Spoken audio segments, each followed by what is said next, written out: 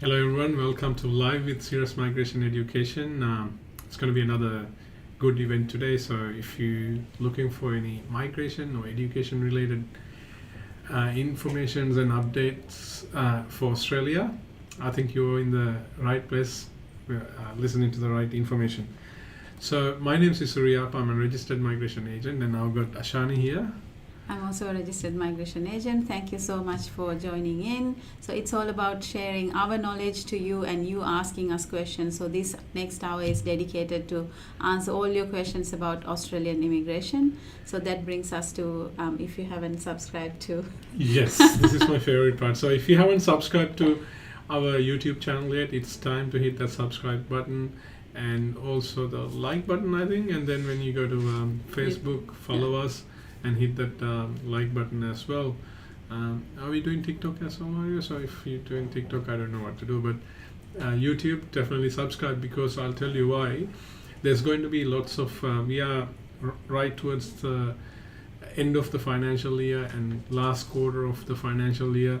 We're only 2 months away. There are so many proposed new big changes to come through in migration sector. We're going to be talking about lots of relevant information to international students who are currently studying, especially those who are hitting 35 and the 485. We'll talk all the information that we know, and we're also going to be talking about the CSOL list, how it's going to be affecting general skill migration as well as employee-nominated work visas. So stay tuned, and we're going to be hitting some topics. Can we summarize what we're going to do? Yeah, we are going to talk about the new changes, all the new changes to the Subclass 485 visa. This is going to be affecting over 100,000 people. Absolutely. From 1st of July. So we are going to be breaking it down as much as we know, and the more news is yet to come. When that happens, we will be trying to be the first to share that with you as well. And then we are going to be talking about student visas and employer-nominated visas and partner visas, and what if you are eligible, how you should approach to get one of these visas granted. Just quickly, yesterday we had a really nice session with Open Day. We welcomed a lot of people from different parts of the world who live in Brisbane, Queensland, to come and ask us any questions regarding education and migration.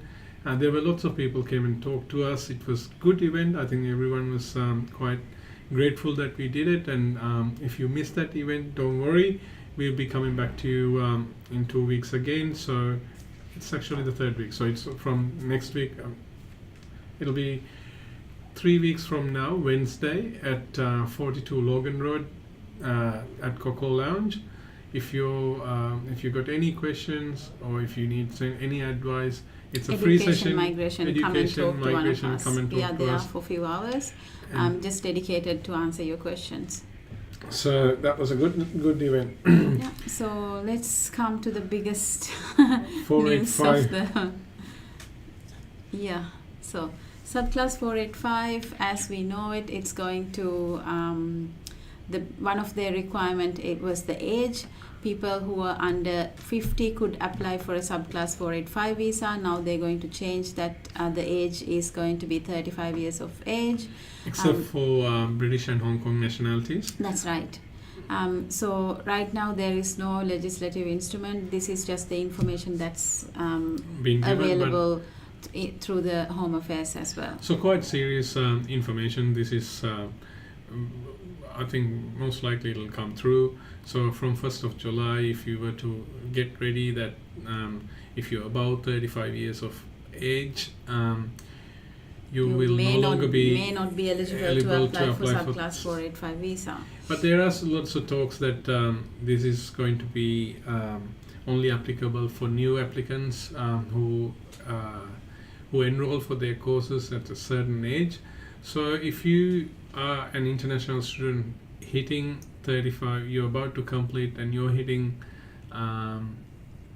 either 35 or you've gone beyond 35, it's maybe contact us or contact a registered migration agent or an advisor, and get further information and further advice regarding this matter. So you can have a a proper understanding Understanding of what is going to happen and how that's going to affect in your scenario. I consulted a client just before she's 35, finishing her course on 26th of June. So I said, let's get it lodged on 27th of June. Some clients, we advise that go and talk to the universities as well, because they might have completed the mid semesters and the assignments, and you're probably already sitting beyond 50 marks, the pass marks, and you only left to complete your final exams. So if you're in the same scenario, I advise you to go talk to your university and have a discussion. If I was to complete my course, because I've got these things, I'm going to finish my course on this day, this is my final day, is there a way we can get the letter of completion before 30th of June? Then you can carry on with your 485. There are other things that you need to be ready about. So if you're an international student currently completing your course and you're hitting your 35 or above, then please get ready. Please be prepared what to do next, Yeah. especially if Mario, you're planning can you to go to the graduate visa live training? and work in No, Australia. next one. Yeah, thank you. further. So the changes, the main changes are the temporary graduate visa. It's going to be renamed as post vocational education work stream. So that is the stream where you do a trade course or a certificate level course, and then you are eligible. Again, the age is going to be capped down to 35, and your occupation has to be on the MLTSS list, which is the medium to long term strategic Skill occupation list. And the stay period is going to be 18 months.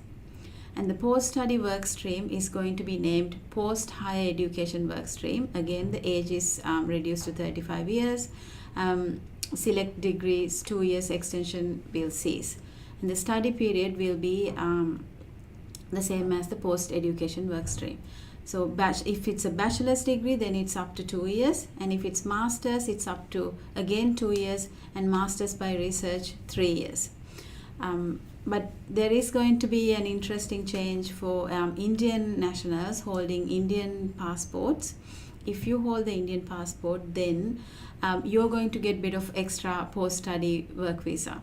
So if you studied bachelor's with honors in STEM, including ICT, you're going to get up to 3 years post-study work visa. And if you studied master's, coursework, extended or research, again you're going to get an extra 1 year of post-study work visa. And if it's a PhD graduate, you're going to get up to 4 years. So that's good news there.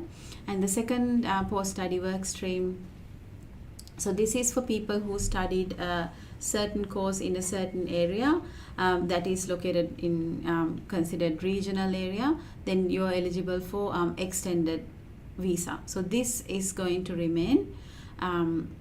But the 485 replacement stream, which was given during COVID, it's going to cease. Yeah, so that is the changes to subclass 485. Now we can move on to the CISO.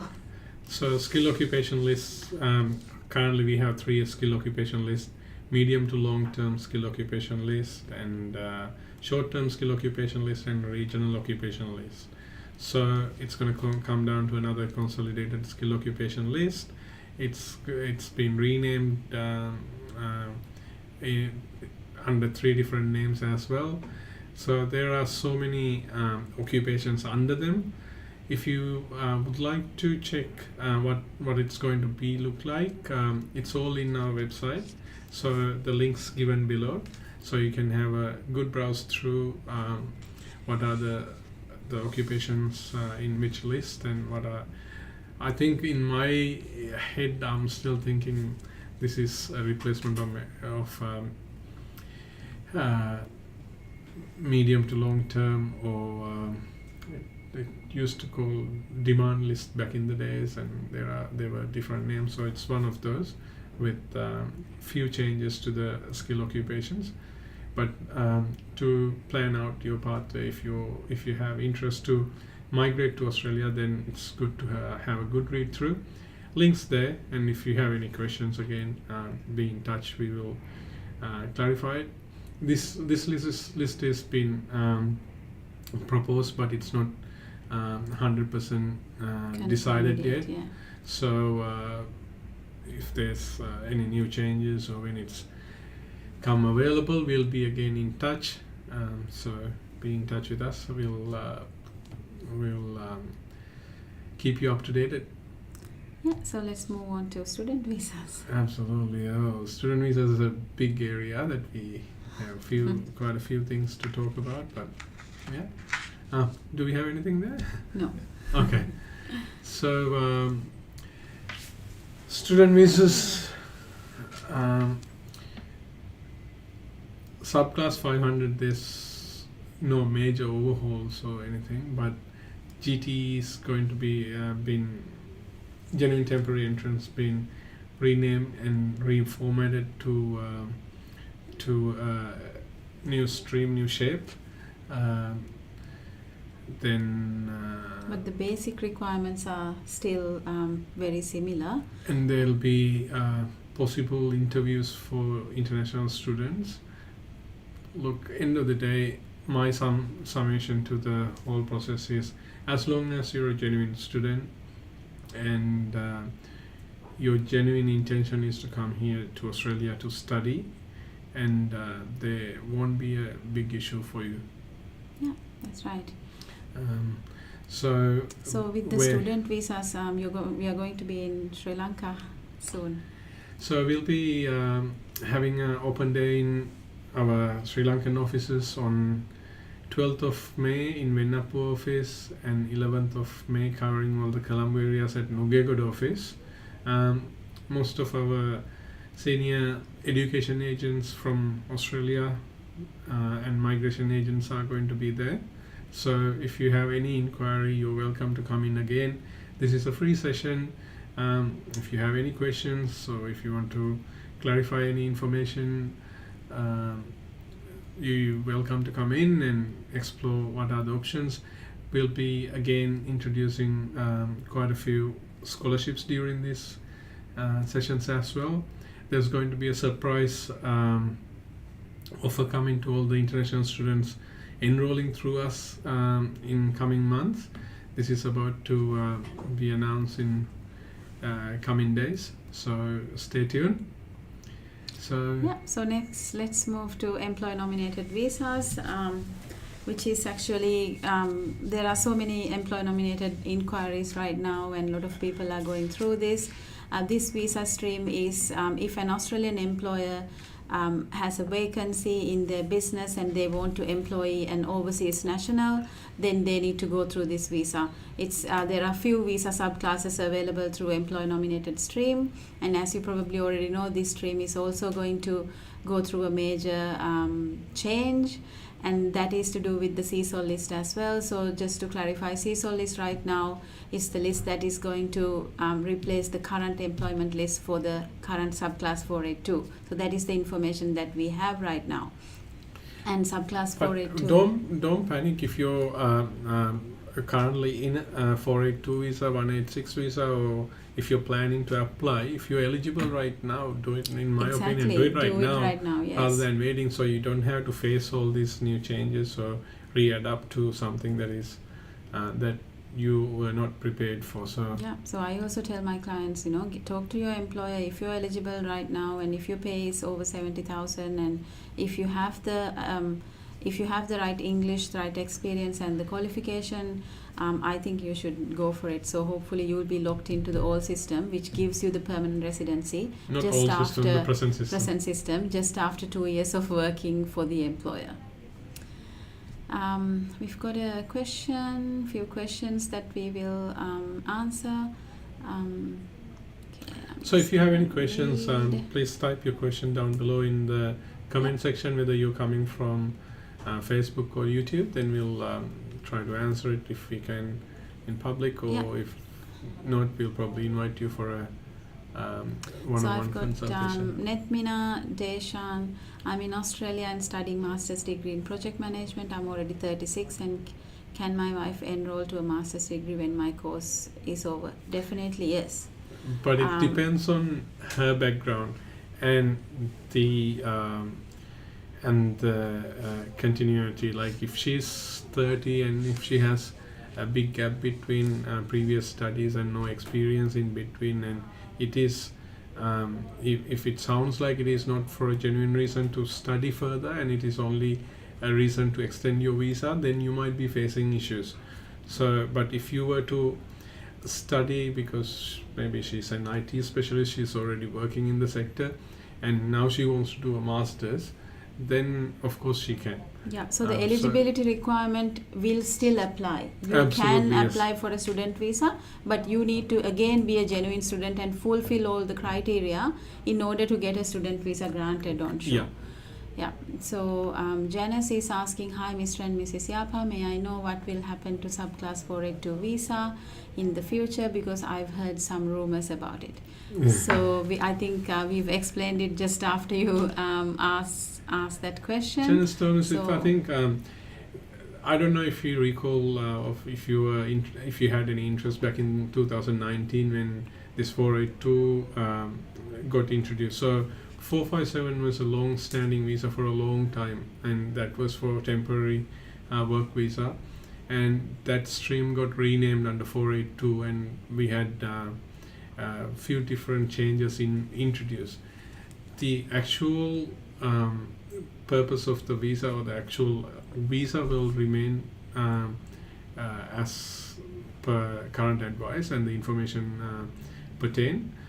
But there'll be a few changes, like there'll be a new name for the visa category or the new visa, and there'll be a change of the skill occupation list. Not big changes. There are occupations going here and there, but if your occupation is one of the affected occupation, be in touch. Occupations can be determined by your duties, not your job title, and there's the list of occupation lists available in our website. I invite you to go have a read, and if you think you're eligible, come and talk to us. Or if you think you're currently in it and if you have doubts what to do next or how to move forward, be in touch and we will advise you how to go about it. And if you're an employer who's willing to look into employ foreign employees, then also you can be in touch with us. We can advise about the new changes and whether if you're carrying a sponsorship approval now, how you can move forward, etc. So I don't believe it'll be a big change or there'll be a problem for you. Of course it's going to be changed or if it's going to be renamed, but other than that, I think the system or the purpose of the visa will remain. Yeah, Madhav is asking, hi all, what will happen if the occupation removed from CSOL in consultation list? Will it affect current 482 holders when they are going to apply for 186 TRT? I hope not. Most likely no, yeah. But we cannot confirm it will or will not happen because there's no legislative information about it. There are proposals, but thinking about what happened in previous when these sort of previous overhaul changes happened, or when a subclass got abolished. So with 457 we had a godfathering system. Similarly, we'll probably have a system where for existing 482 clients there'll be a proposed date that when that will be affected to you for 186 TRT stream or moving forward. Yeah. So Mahikala is asking, when will the new occupation changes come into effect? Will it impact if I apply 186 direct entry in 3 months? So this is May, June, July, August. Most likely yes. So if you are eligible now, and if there is nothing holding you back, what if I'm already on 482 visa and can apply through 186 transition stream even if my occupation is removed? That's right. So that's another thing you can do. You can stay in your 482 and 2 years later you can apply for 186 TRT given that the requirement's still the same. Or if you're ready for 186 direct entry now, the safest thing is to get 186 direct entry lodged before the new changes come into effect. Michaela, also if you have your foray to only for less than 2 years, but you have had previous experience with and skill assessment and also compete in English, you might be able to apply for 186 direct entry right now. So if you like to talk further, happy to offer you a free consultation. Talk to us via any of these contact details down below, or you can write to us through admin@sirus.com.au. admin@sirus.com.au is a very busy email address, so if you write to us, it might take a couple of days for us to get back to you, but if you need urgent attention, you can always contact us through any of the phone numbers or WhatsApp. Yeah, so let's move to the next partner visa. Just pick one. Yes.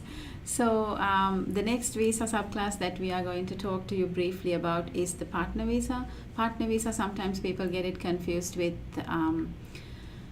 subsequent entrant visas to any temporary visas that you're holding. But partner visa is for Australian citizens, permanent residents, or eligible New Zealand citizens to bring their de facto partners or their husband, wife, any of their partners into Australia, first temporary, and then after 2 years of applying the temporary visa, you can apply your permanent visa and get the permanent residency.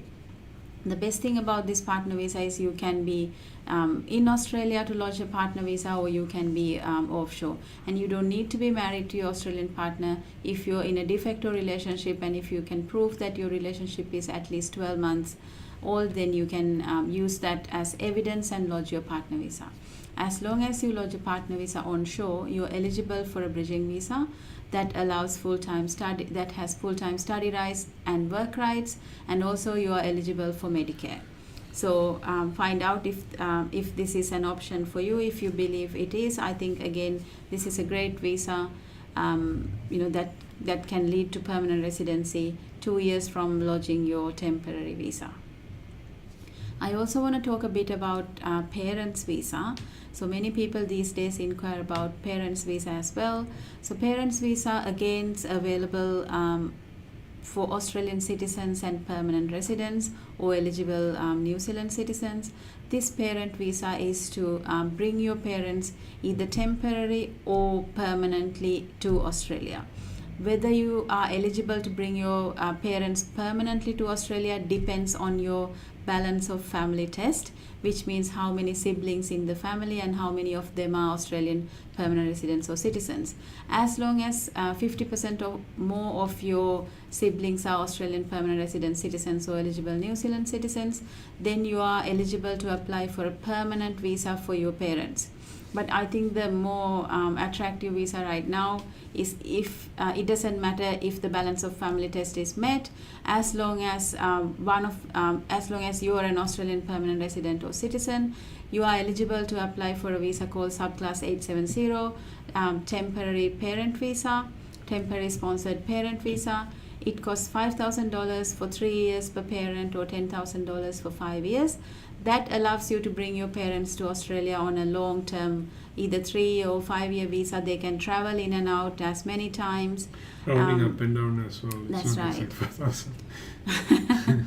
Yeah, so that is a visa that is available for Australian permanent residents and citizens to bring their parents to come and stay with them in Australia. Okay. Do you want to talk about global talent? Oh, global talent. Yeah, let's have a chat anytime. So global talent is a faster way to permanent residency. Global talent's got. So how it works is there's 10 different target sectors. You can see it on the screen. They're wide resources. You don't have to go through a skills assessment. You don't have to necessarily get English exams completed. There is no specific age limits for this visa. There are a few benchmarks on judging your prominency or the experts in your target sector, one of which is your current income or possibility of getting a certain income level in Australia. So that income level is Australia's Fair Work high income threshold. Right now it's 167,500 Australian dollars, and that changes with the CPI increases once a financial year, which will, I think, hit the $170,000 mark very soon on 1st of July. We will advise you then. But if you're currently working in these sectors, and if you're a superstar in this one of these target sectors, and age doesn't really matter whether you're over 45 or 50, whatever, and where you're from, but as long as you're working in these sectors and you have global exposure in your target sector and you have experience working with prominent people in the target sectors, this visa is for you. You need to have an Australian permanent resident or a citizen or a company who's also a prominent in your target sector nominating you. This is not a work sponsorship. It is as simple as filling up a form called Form 1000, explaining how prominent you are in your target sector, and also noting down that they also are prominent people who are eligible to nominate you. There are some target sectors better than the others. So there are certain target sectors like health industries, financial services, which get more priority or attention, advanced manufacturing as well. So they get their visa or the invitation quicker. Quick. This is an invitation only visa. You need to apply for an expression of interest first. It is a simple form when you're looking at it straight away, but when you look deep into it, or if you're planning to get an invitation, because it's about right now it's about more than between 6 to 12 months process. So if you want to enhance the best chances out of that time, you need to be very careful and very strategic presenting this information of yours into Australian global talent team, and if they're satisfied, they will then extend an invitation to you, which allows you to apply for the visa for yourself and your whole family. As you can come into Australia as a permanent resident, and also you'll be eligible to all the benefits as an Australian permanent resident.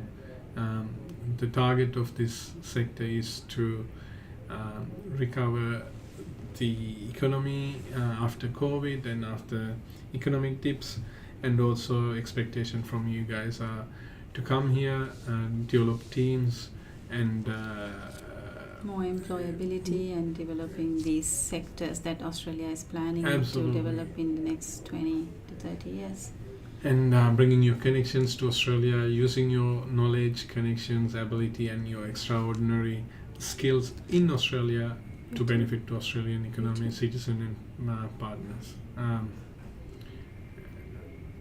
And I think we're almost hitting the time limit for the day. Yeah. If there's no other questions, we'll probably wrap it up for the day, and we'll be in touch with you in coming days. But if you haven't subscribed to our channel, it's time to hit that subscribe button and ask us any questions through there, and you can also get updates of new visa changes coming up.